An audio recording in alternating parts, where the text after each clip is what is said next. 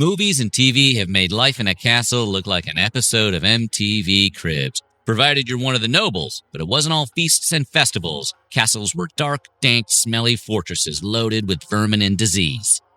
Today we're exploring what life was really like in a medieval castle.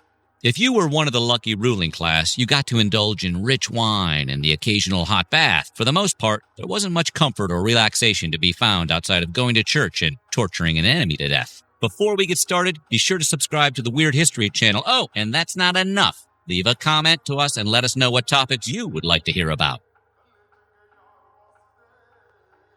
For Europeans in medieval times, plumbing was a distant dream, which means there was no such thing as running water and absolutely no way to flush a toilet. Waste just collected in a big cesspool beneath the toilets, essentially making every castle a giant porta-potty. Now picture that porta-potty on the hottest day of the summer. Maybe that's why everyone on Game of Thrones is so angry all the time. And it wasn't just the perpetual stench of feces making castle life stinky. No running water means no baths unless you are super rich. So all the servants in a castle were running around smelling as ripe as my old gym bag.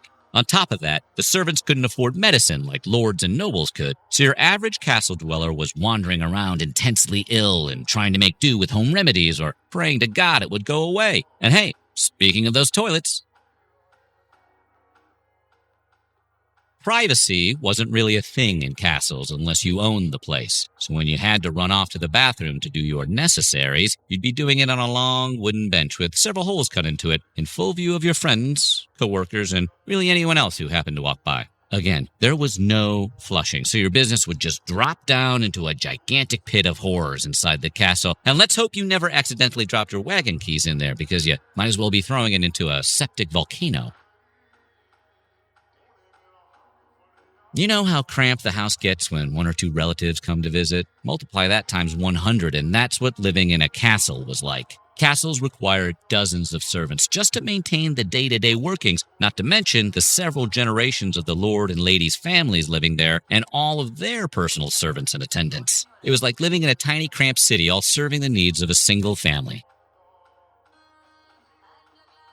We've all seen enough fantasy films and Disney cartoons to know that castles had dungeons where the lord and lady could throw criminals, political opponents, or really anyone who happened to offend them at any particular moment. What they tend to skip in the Disney films is that these prisoners were routinely tortured in grotesque ways. One popular method involved letting the prisoner be eaten alive from the inside out by hungry rats. Isn't that fun to watch? In addition to being just plain old sadistic, the common belief was that the extreme pain helped cleanse a person of their sins, which brings terrifying new meaning to the phrase, "This is for your own good." And while we're talking about rats, rats can be tricky to deal with even today, so imagine what it was like living in a gigantic, dark, damp castle with no modern traps or pest control. Rats were everywhere, and there really wasn't much you could do about them. You just sort of accepted rat infestation as a part of normal life, kind of like the Chevy Malibu of the day. After a while, you'd imagine people would get used to the rats, but many medieval folks were deathly afraid of them. Certainly didn't help that they were a popular instrument of torture, or that around this time they carried a plague that eradicated around half the population of Europe. At this point, it should come as no surprise that castle-dwelling folk like to stay sauced. Because the best way to get through a day inside an overcrowded, poo-smelling house of rat torture was with a mug of ale firmly in hand. The lords and ladies got to drink pretty much whatever they wanted, including fine wines, beers, and spirits. But the servants, they had to take what they could get. It was actually safer to drink alcohol than water, because most water you could find would be so contaminated, the TSA would confiscate it as a weapon. With all that drinking going on, you'd assume that most people in a castle wouldn't drag themselves out of bed until at least noon. And while that may have been true for the lords, servants had to get up to work as soon as the sun came up. Electricity obviously didn't exist yet, so sunlight was crucially important. Castles are dark places, even during the day, so the servants had to capitalize on every second of sunlight just to get their work done. Even if you didn't work in a castle, unless you were wealthy, odds are you worked as a merchant or a craftsman or laborer, so you had to be up at the crack of dawn if you expected to make any money. Contrary to popular belief, people liked taking baths in medieval times as much as they do today. It's just that clean water was hard to come by, especially for the lower class. We really can't stress how important plumbing is. The tub itself was a cartoonishly giant wooden bucket that could be carried from room to room in the castle for people to bathe in. Didn't approach the definition of either hygienic or private, but at least you got to scrub off some of that castle funk. Castles were essentially giant basements with nothing in the way of insulation. They were designed primarily as fortresses rather than dwellings, so everything was made of cold stone, and what few windows there were didn't let in much sunlight. The lords and ladies would have the nicer rooms with fireplaces and windows, but the servants' quarters were often located in the lower interior of the castles, frigid, lightless warrens that were breeding grounds for diseases that thrive in the damp cold. At that point, I think I'd rather sleep outside.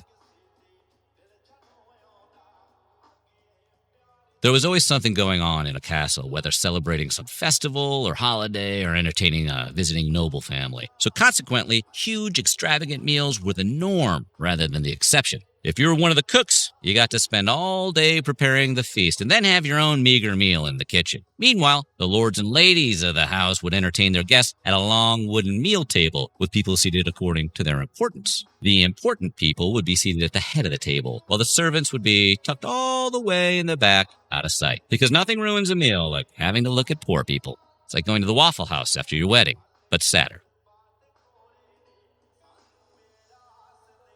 Meals were taken in the great hall of a castle, and as we mentioned, you were seated in the hall according to your status. But your status didn't only affect where you got to sit, it also determined what you got to eat. The lord and lady and their family and guests would be served gourmet dishes with exotic spices and lavish ingredients. If you were a servant, however, you got to watch them eat this food while tucking in some stew or a meat pie at the dim end of the table. But hey, it could be worse. At least you're eating. More than 85% of a town's residents were considered peasants and weren't allowed inside the castle. So even though they were working the land for the lord or lady, it was up to them to feed themselves and their families. The lord and lady of a castle were responsible for governing the land, which included regularly making a bunch of difficult decisions and engaging in fierce political negotiations. So they couldn't be bothered with trivial matters like preparing their meals or making sure the castle didn't fall into disrepair. That's why every castle had a huge staff of servants. In addition to the standard housekeeping duties required to keep the castle running, they also had to attend to the every need and whim of the lord and lady and their families. Nobody's job was easy. At least the lords and ladies got to kick back once in a while. As we've established by now, castles were essentially reeky stone garbage heaps. Part of the never-ending effort to keep the castle relatively clean was the spreading of rushes, reeds, and herbs across the floor. The plants would absorb the unsightly spills and hopefully cover up some of the more unbearable stenches. Switching out the old rushes for clean ones was not unlike moving a body, as beer, grease, fragments, bones, spittle, excrements of dogs and cats, and everything that is nasty would be revealed. Basically, wherever you went in the castle, you were walking on a layer of barely concealed filth. Sounds like my college dorm room. In the time before microwaves, George Foreman grills, and sur la table, all cooking was done over open flames, which can be a problem if you're cooking in a building full of timber and hay. In the first half of the Middle Ages, most kitchens were built out of wood for reasons that history has not yet adequately explained. Consequently, your entire kitchen catching fire over a stray ember from today's lunch service was a constant possibility. Everyone and everything were flame broiled. It wasn't until later that stone became the building material of choice, and hearths were constructed to keep cook fires contained. Oh, OSHA just liked this video.